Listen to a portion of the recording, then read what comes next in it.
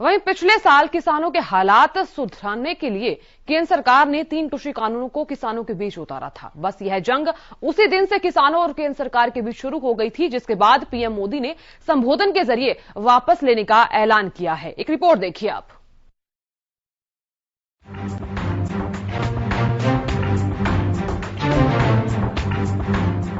पिछले साल किसानों के हालात सुधारने के उद्देश्य से बनाए गए 3 कृषि कानूनों को भारी विरोध के बाद केंद्र सरकार ने वापस लेने का फैसला किया है।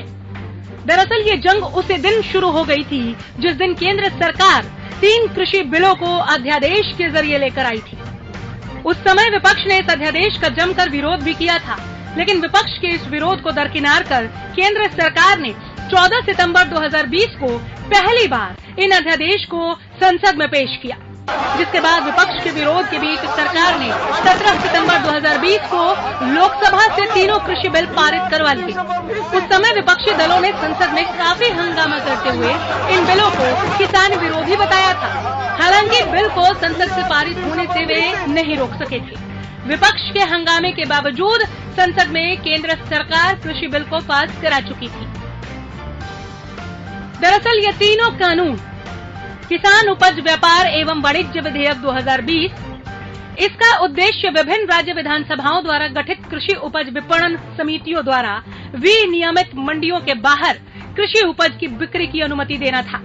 सरकार का कहना था कि किसान इस कानून के जरिए अब एपीएमसी मंडियों के बाहर भी अपनी उपज को ऊंचे दामों पर बेच पाएंगे, निजी खरीदारों से बेहतर दाम प्राप्त कर पाएंगे।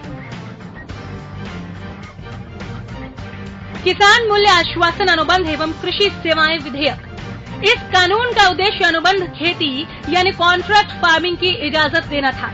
किसानों की जमीन को एक निश्चित राशि पर एक पूंजीपति या ठेकेदार किराए पर लेगा और अपने हिसाब से फसल का उत्पादन कर बाजार में बेचेगा।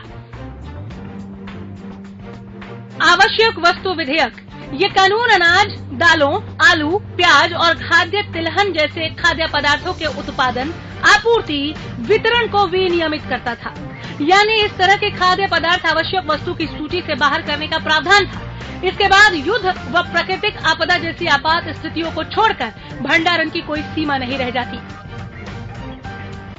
कृषि कानूनों को लेकर किसानों का कहना था कि सरकार ने इस कानून के जरिए एपीएमसी मंडियों को एक सीमा में बांध दिया है। एग्रीकल्चर प्रोड्यूस मार्केट कमेटी के स्वामित्व वाले अनाज बाजार को उन बिलों में शामिल नहीं किया गया है। इसके जरिए बड़े कॉर्पोरेट खरीदारों को खुली छूट दी गई है। बिना किसी पंजीकरण और बिना किसी कानून के दायरे में आए हुए वे किसानों की उपज खरीद बेच सकते हैं।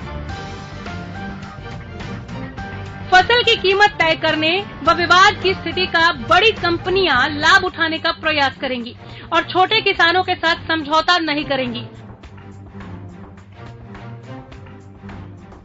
उपज जमा करने के लिए निजी निवेश को छूट होगी और सरकार को पता नहीं चलेगा कि किसके पास कितना स्टॉक है और कहां है।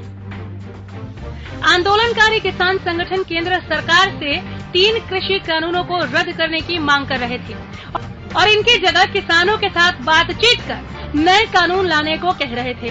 किसानों का कहना था कि लाए गए नए कानूनों से कृषि क्षेत्र पूंजीपतियों और कॉरपोरेट घरानों के हाथों में चला जाएगा और इसका नुकसान किसानों को होगा।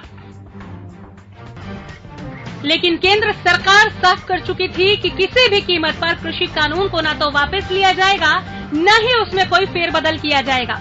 जिसके बाद 25 सितंबर 2020 का वो दिन था जिस दिन पहली बार कृषि बिलों को लेकर किसान संगठनों ने बड़ा विरोध जताना शुरू किया।